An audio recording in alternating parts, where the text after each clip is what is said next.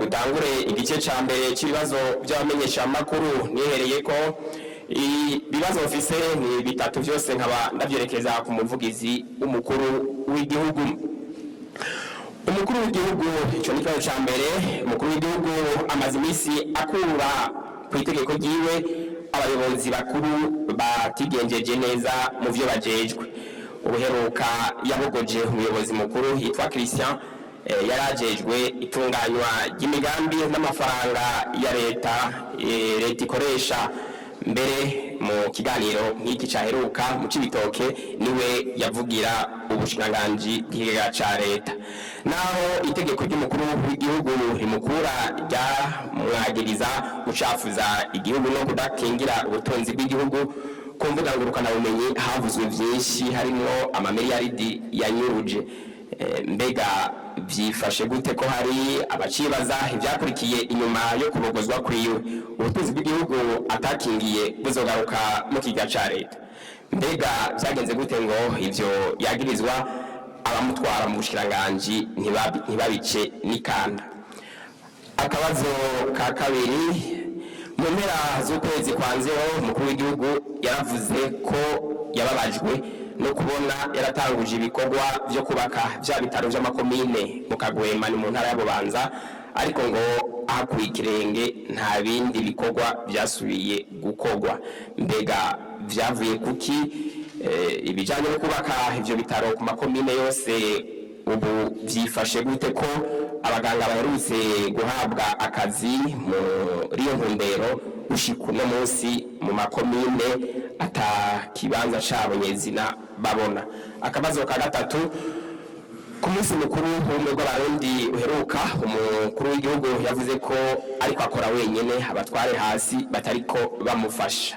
Mbega vyoba ari ivyavuye muri twa dusandugu abenegihugu bamuhaye amakuru y'abatware bo hasi batavyifatamo neza, canke n'abatware bamwegereye yashatse kuvuga? Kuri ico kibazo rero c'ubwo dusandugu, mbega ko hari n'ahandi ubwo busandugu bukenewe cane mu bisata vya leta bikukira ubushikiranganji butandukanye, abakozi bipfuza utwo dusandugu bashikirize ivyo babona bitagenda neza umukuru w'igihugu, hoba hariho umugambi uko utwo dusandugu tuzobashikira? Utubazo twanje nuko reka sabe mugenzanje nawe Siriro ashikirize ibibazo afise. Kandi acerekeze hafi yanje ku muvugizi wa leta y'u Burundi kijanye n'ingwara ya coronavirus. Muri ca civugo cy'umukuru w'igihugu ndakira sinandura kandi sinaduza coronavirus, mbega leta y'u Burundi rakenguruka ingene ishigwa mu ngiro rya ziyangingo zo kwikinga no gukingira abandi ziriko zirakurikizwa. Ikibazo ca kabiri kuri coronavirus nyene kijanye n'urucanco rwa coronavirus, ibindi bihugu vyahagurutse biriko birakira urwo rucanco, mbega leta y'u Burundi bihagaze ku bijanye n'urwo rucanco mu gukingira abarundi coronavirus. Ikibazo kigira kabiri kikaba kijanye kandi ndacerekeze n'ubundi ku muvugizi wa leta y'u Burundi mu rugendo yahoramwe mu gihugu ca Central Africa. Umukuru w'igihugu twaramubonye yambaye umwambaro wa gisirikare, mbega ko tuzi yuko ari umukuru w'igihugu adasubira kuba aho yegamiye, biyoba arekure kwambara umwambaro w'igisirikare kandi abarundi bari bazi yuko kumbore iyo bari umusivile. Mu mpango nishure ku bibazo mwambajije, ikibazo kijanye n'umuyobozi ariko gukurwa, ubwa mbere bwo nagira ngo mfate kano kanya nkeze abamaze imisi bizerwa na nyir'icubahiro umukuru w'igihugu mu mabanga atandukanye y'uko igihugu kandi ni benshi cyane. Tugarutse kuri iki cyo gukurwa mu mabanga, nyir'icubahiro umukuru w'igihugu arafise uburenganzira bwo gukura umuntu muri aya mabanga akamushira muri aya, mu kumuduza cyangwa kumusezerera bivanye n'ingene ariko aritwara canke ariko arakorera igihugu. Nkaba nagomba guhumuriza abenegihugu yuko ivyo ari ibikorwa bisanzwe biri mu vyo nyir'icubahiro umukuru w'igihugu ajejwe. Nagira ngo kandi mpumure n'abarundi kuko uno munsi babonye hakozwe igikorwa cyangwa kiriya baca basimbira ku buhinga ngurukana bumenyi bakavuga menshi ariko batabanje kuraba ico igikorwa nk'icyo kiba kigamije. Aha rero nabahumuriza ndababwira yuko guhindurira amabanga umuntu cyangwa kumusezerera ni ibintu bisanzwe rwose. Ku kibazo cya kabiri kijyanye n'inyubako z'amavuriro aho ni ukuvuga abanyagihugu bariko batumviriza boremba yuko ivyavuzwe ku bumenyi bumenyi byose byari binyoma. jewe novuga yuko boreka inzego z'igihugu zigakora. Ku kibazo ca kabiri, ikibazo ca kabiri kijanye n'ibitaro vyo mu Kagwema, mu bisanzwe nk'uko mubizi haraheze iminsi hatangujwe ibikorwa byo kwagura amavuriro yo mu makomine. Aha ibyo bikorwa bikaba byatangurijwe mu Kagwema muri komine ya Mpanda. Aha inyishu twotanga nuko ibikorwa biriko biragenda neza, mbese bikaba bigeze ku rugero rushimishije mu Kagwema no mu bindi bitaro nko mu Karusi, mu Sigati, Indora mu Cibitoki, Imatongo mu Kayanza, mu Bukeye n'ahandi ibikorwa biriko biragenda neza. Hanyuma ku kibazo cyo hari ikibazo c'abaganga bahawe akazi muri iyo ntumbero nyene, uno munsi nta bikorwa nyezina biboneka bafise, mbega ivyabo vyovyo bizogenda gute mu gihe uno munsi bariko baronka amahera y'igihugu mugabo ata gikorwa nyezina ibyo tutakaye de charge bararonka? Ibikorwa mwene ibi nibaza ko mu bushikiranganji bw'amagara y'abantu nizera yuko bariko barabitunganya neza, kuko n'ibikorwa igihugu duhanze amaso mu ntumbero yuko abenegihugu bose bubahirizwa muri ico gisata c'amagara y'abantu. Aha tubaza gusaba ubuvugira ubushikiranganji bw'amagara y'abantu aze kutwunganira.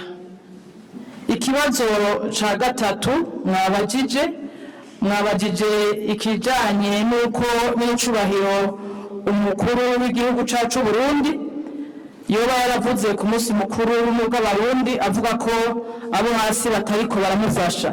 Ibi yabivuze mu ntumbero y'ukebura abarundi cyane cyane abari mu buzi butandukanye kugira ngo bakore batariko bareraguza hirya no hino umenga bariko baraba canke bashinze ijisho.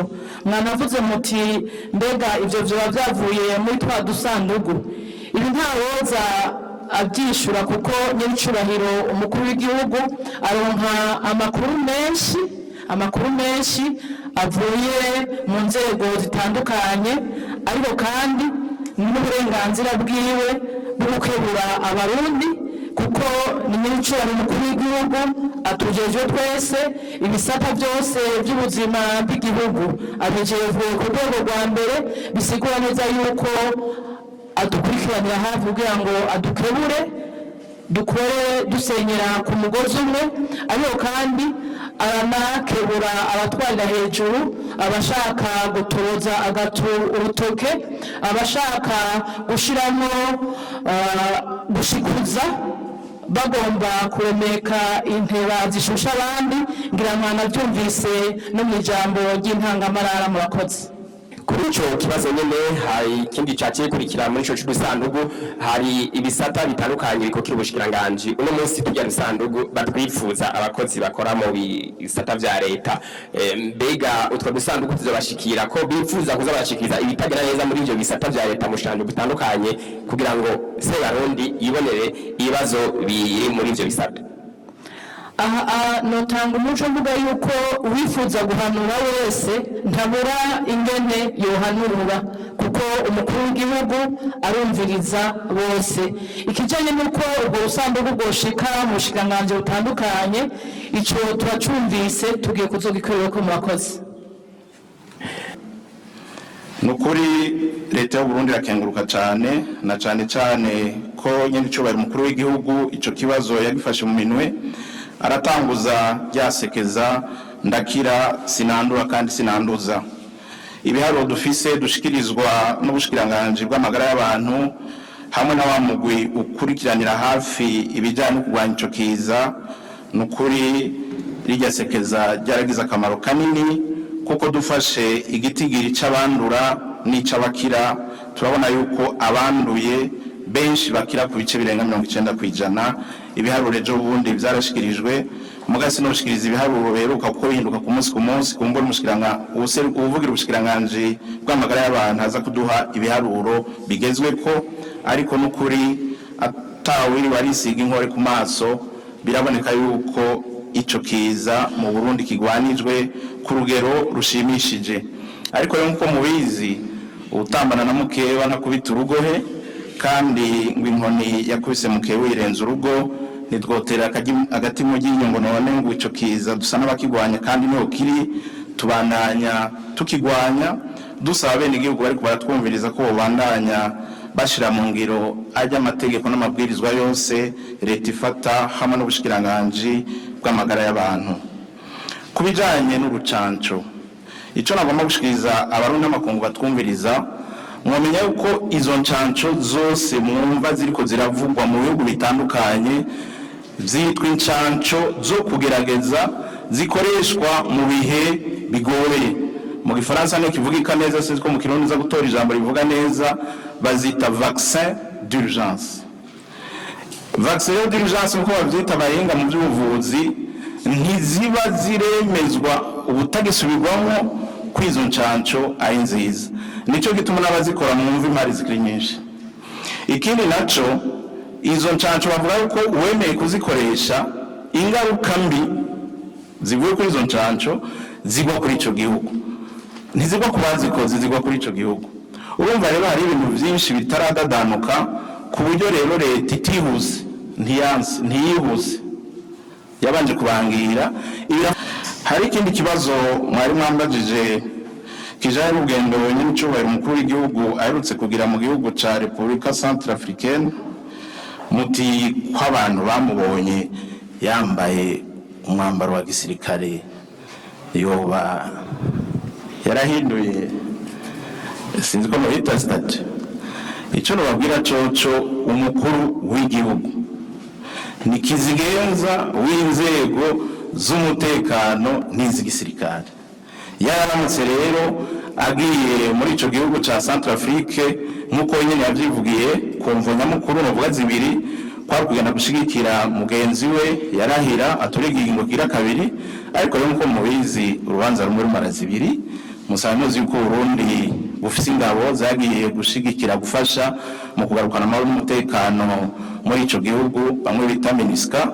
Nyene icubahiro we yaciye abonera akaryo aje kuremesha ingabo, ahubwo vyari vyiza cyane mwawe ko yaraberewe, vyari vyiza cyane. Yaragiye kuremesha ingabo ku rugamba, aca agenda yafise umwambaro ujanye navyo, kurya iyo ari mu ndimo yambara ibotine ntimwabibona, iyo ari mu biro agashaza akaberwa, hajya naho yari kuraba ingabo ku rugamba yagiye yambaye umwambaro bijanye n'ico gikorwa. Numva umenga ibintu bitomoye nta n'amakenga vyari kwirwa biratera. Kuri ico nyene harabibajije igituma